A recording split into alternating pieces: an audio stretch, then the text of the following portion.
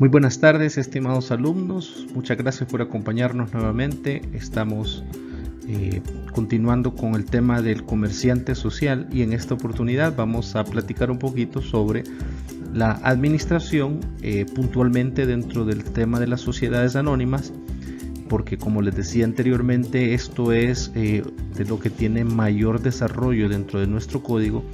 Sin embargo, este régimen de administración es algo que tampoco es totalmente ajeno para el resto de sociedades. Aunque cada una tiene su propia variante y sus propias modificaciones, quizás la regla general podría decirse que es lo regulado en esta parte en cuanto a las sociedades anónimas. Así pues, entremos en materia. En primer lugar, es importante reconocer cómo se estructura el gobierno de una sociedad. El gobierno de una sociedad comienza por dos grandes organismos de administración. En primer término, los accionistas, que constituyen el organismo máximo de toma de decisión dentro de una persona jurídica, una sociedad. De hecho, se les menciona también, cuando hablamos del tema de personas, hablamos que había una dualidad. Estaba la persona natural, que es el ser humano, y estaba la persona jurídica, que es aquel sujeto capaz de contraer derechos y obligaciones creado de alguna manera por ley. Y estas personas jurídicas también reciben otros nombres, otros sinónimos. Se les menciona también como persona moral, se les menciona también como persona colectiva. En El Salvador el nombre que ha calado es el de persona jurídica. Sin embargo, es una persona, por decirle de otra manera, conformada por una colectividad de otras tantas personas. Entonces es imposible hablar de una persona jurídica sin hacer alusión a el cuerpo de integrantes que la conforman. En este caso, en el caso de las sociedades, el cuerpo de integrantes que la conforman o los miembros de la misma reciben el nombre de accionistas, al menos en el caso de las sociedades anónimas. En el caso de otros tipos de sociedades, como las sociedades de personas, pues hablaremos de socios. Pero en el caso particular de la sociedad anónima, que es el tema dentro del cual estamos, vamos a hablar de accionistas. Este es el organismo máximo de gobierno de la sociedad. Por otro lado, también tenemos al organismo de administración, que en realidad es un organismo de inferior jerarquía que los accionistas. ¿Por qué?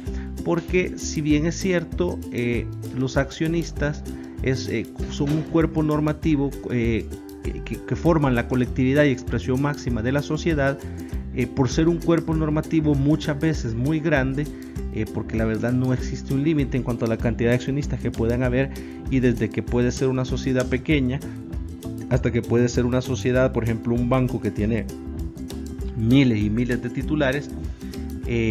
Lo que sucede es que siempre se delega la administración y la toma de decisiones inmediatas al organismo de administración. Entonces, hablamos por un lado de los accionistas, hablamos por otro lado de los administradores, siendo que los administradores son de menor jerarquía que el organismo de accionistas. Eso es importante tomarlo en cuenta. Ahora bien, los administradores pueden ser en varios supuestos. Puede tratarse de una sola persona que administre o puede tratarse de varias personas que administren. Cuando se trata de una sola persona, la que dirige la sociedad o la que tiene el cuerpo órgano de administración, estaremos en presencia de un director único. También se le conoce a este como administrador único, pero aquí lo determinante es único. Y en segundo lugar, cuando sea más de una persona la que dirige, es decir, varios directores, estaremos dentro de un organismo colegiado que se conoce como junta directiva, en donde las decisiones ya no son tomadas por una sola persona, sino que es tomada por todo este organismo colegiado como un organismo conjunto. Las reglas principales se regulan por los mismos estatutos, y la cantidad de directores que habrá se regula también por lo que determinan los estatutos de la respectiva sociedad. Las principales normas que operan para la regulación de este tipo de organismo de dirección son las que se detallan a continuación. Por ejemplo, no siempre se necesita que sean accionistas. Los directores, salvo que el pacto social así lo establezca, pero por regla general un director no debe tener la calidad de accionista. Por lo general, aunque sí puede suceder, pueden no suceder, no es algo indispensable. Ahora bien, quienes los nombran sí son los accionistas por medio de una junta general. A ellos es que corresponde nombrarlos y a ningún otro organismo. Tienen ciertas prohibiciones de ley, ¿verdad?, para el ejercicio del comercio y para ciertas actividades. Necesariamente rinden cuentas, y esto es algo muy importante a tomar en cuenta, porque desde el momento en que usted lo están designando como director o administrador o miembro de un cuerpo colegiado de dirección de una sociedad, usted está en la completa obligación de rendir cuentas de sus gestiones a las personas que lo designaron, porque usted está administrando bienes de otras personas. Entonces esto es algo que va de la esencia de los cuerpos colegiados. Finalmente, el plazo máximo que establece la ley para poder designar a una persona es de 7 años. Designar por menos tiempo es totalmente válido, designar por más tiempo no lo es. Ahora bien, una cosa es que la ley me permita un plazo máximo de designación y otra cosa es el tiempo en el cual la persona verdaderamente ejerce su cargo. Porque si bien la ley dice que la persona se puede nombrar para un máximo de 7 años, no es necesariamente cierto que una persona no pueda ejercer el cargo por más tiempo. ¿Qué quiero decir con esto? Que habrá muchos casos donde una persona es nombrado como administrador de una sociedad y que por algún motivo u otro, ya sea porque no se nombró a nadie más o porque se olvidaron celebrar la junta, esta persona siguió ejerciendo el cargo durante 7 años, 8, 9, 10, 11 y su nombramiento se mantendrá igual de válido. Leamos entonces lo que dice la ley. El artículo 254 dice que la administración de las sociedades anónimas estará a cargo de uno o de varios directores que podrán ser o no accionistas. Estos serán electos por la Junta General, salvo que el Pacto Social establezca que lo serán por juntas especiales representativas de las distintas categorías de acciones. Ok, tomémonos un tiempo para leer este artículo. En primer lugar, tal como les mencionaba, se habla de la posibilidad que la dirección sea de una o varias personas. ¿Recuerdan? Un administrador, un director o varios directores, junta directiva. En segundo lugar, como ven, el código establece que la calidad de accionista para un director no es algo vital o indispensable. Dice la ley, puede ser o no accionista.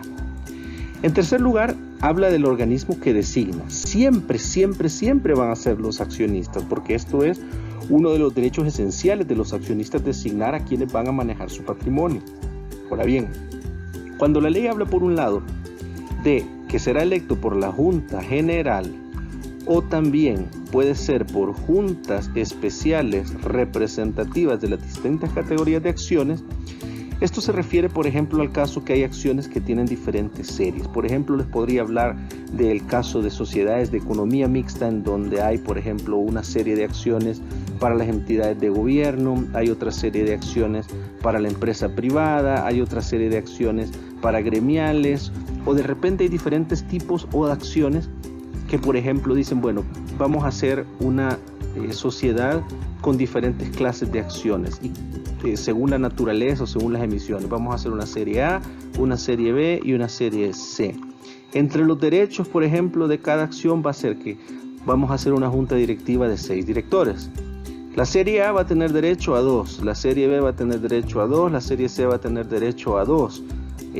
Uno de ellos será presidente o se rotarán las presidencias. O sea, se pueden establecer este tipo de cosas dentro del pacto social. Entonces, si bien podría reunirse todas las series de acciones juntas a sesionar y hacer una junta general, también podría hacer cada serie de acciones su propia mini junta general para elegir a su director o sus directores. A eso se refiere pues la ley cuando habla de juntas especiales representativas de las distintas categorías de acciones. El artículo 256 continúa ampliando un poquito más y nos dice, cuando la administración de la sociedad anónima se encomiende a varias personas, que como ya supimos es una junta directiva, deberá constituirse una junta directiva. Así es lo que dice la ley. Si el número de directores excediere de 2, se confiará a uno de ellos el cargo de presidente, que en caso de empate decidirá con voto de calidad. ¿Por qué será la relación que se establece aquí? Bueno, por lo general las juntas directivas suelen ser impares y la idea de que una junta directiva sea impar es que precisamente nunca se dé la situación de empate. Ahora bien, En el caso del empate existe un voto que se conoce o una cualidad especial que se le confiere al presidente de la junta directiva y que se conoce como voto de calidad. Ojo, muchas veces la gente lo conoce como voto doble, pero no es cierto, eso no significa voto doble. ¿Por qué no significa voto doble? Porque cada vez que el presidente vota es un solo voto. La única situación en donde su voto va a tener más peso que el de los demás es ante un empate. En ese caso, entonces, al haber un empate, entonces el voto del presidente es el que termina de decidir la cuestión. Ahora, por eso se llama voto de calidad. Ojo, no es voto doble, porque de ser voto doble significaría que cada vez que el presidente opina, vale por 2 y no es cierto.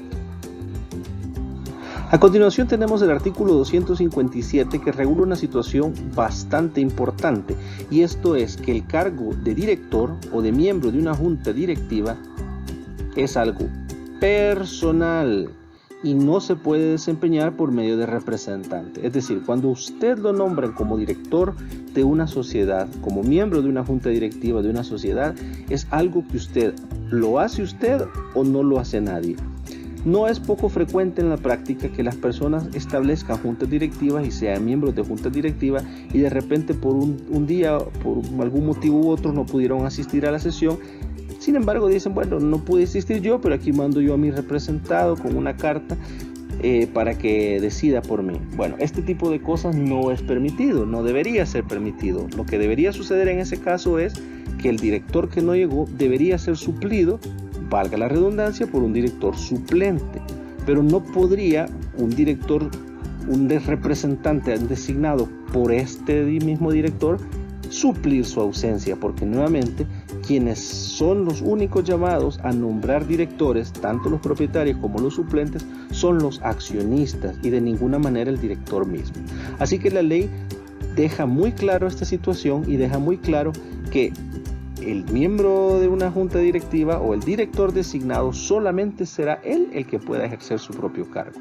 No se vale designar un representante. Continúa el artículo 269 regulando un poquito de normas en cuanto a la junta directiva. Dice el 269. El pacto social determinará la forma de convocatoria de la junta directiva, el lugar y la frecuencia de la reunión, los requisitos para el levantamiento de las actas y los demás detalles sobre su funcionamiento, todo sin perjuicio de lo establecido en el artículo 258.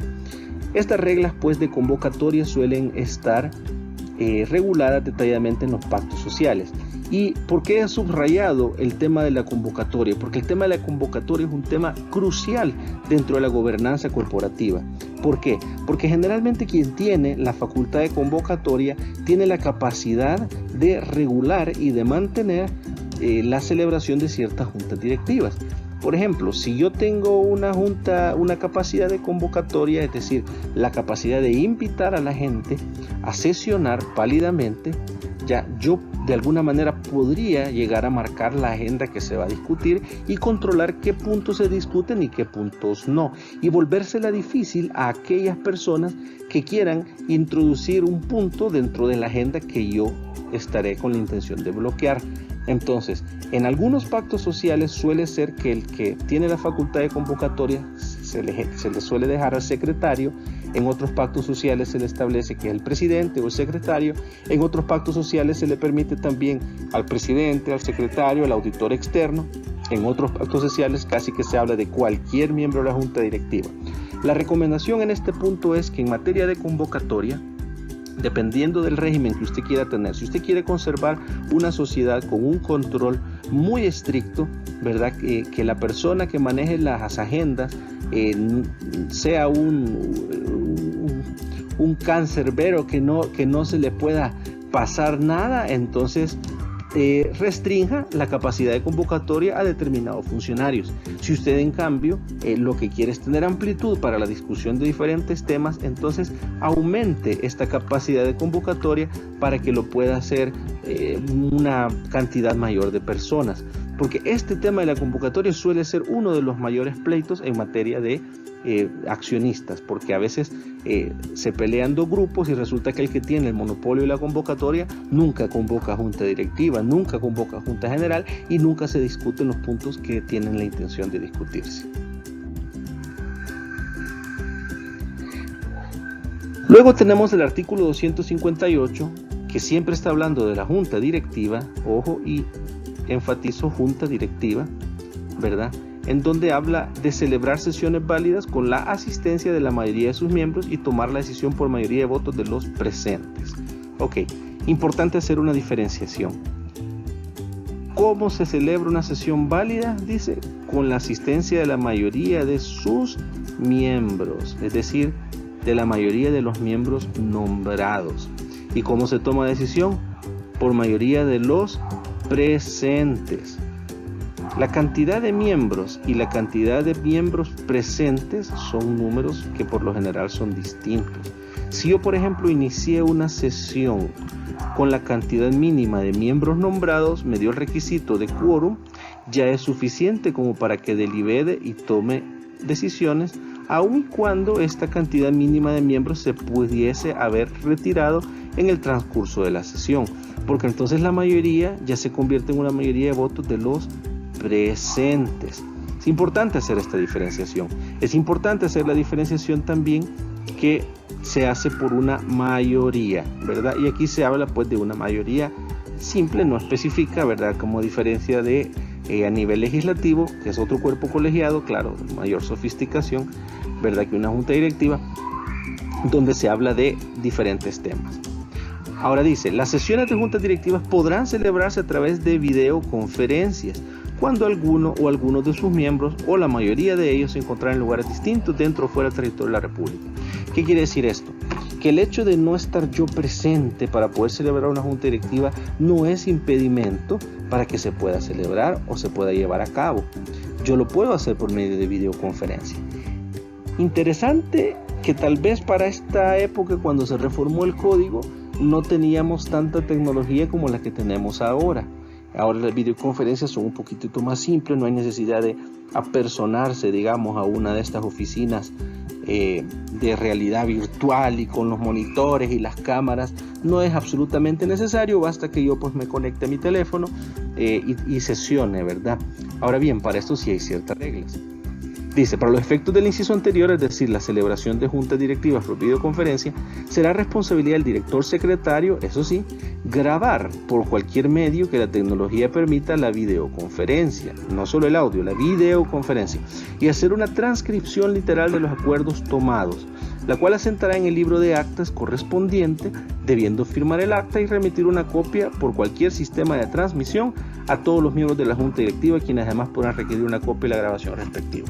Es decir, que en el caso de hacer esta situación, lo que debe existir necesariamente es que el secretario de la junta directiva tenga un libro de actas a la mano, porque es su deber no solo grabar la sesión de la videoconferencia, sino que también hacer una transcripción del acta y remitirle a todos los demás copia del acta correspondiente.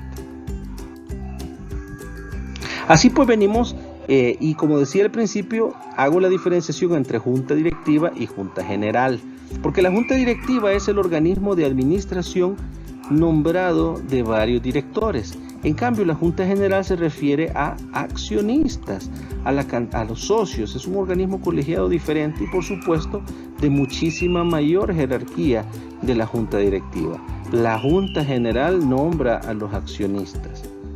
La junta directiva le rinde cuentas a la junta general, porque ellos son los accionistas, ellos son los dueños. A nivel de diferencias, he puesto par a par. La junta directiva, por ejemplo, está compuesta de directores. La junta general, que es un organismo transitorio, está compuesta por socios, por accionistas. La junta directiva son los que administran, estos son los dueños. Estos son los que nombran la junta directiva los nombran y también los pueden remover. Esto es el órgano de máxima jerarquía. Este le puede quitar y puede poner, este no.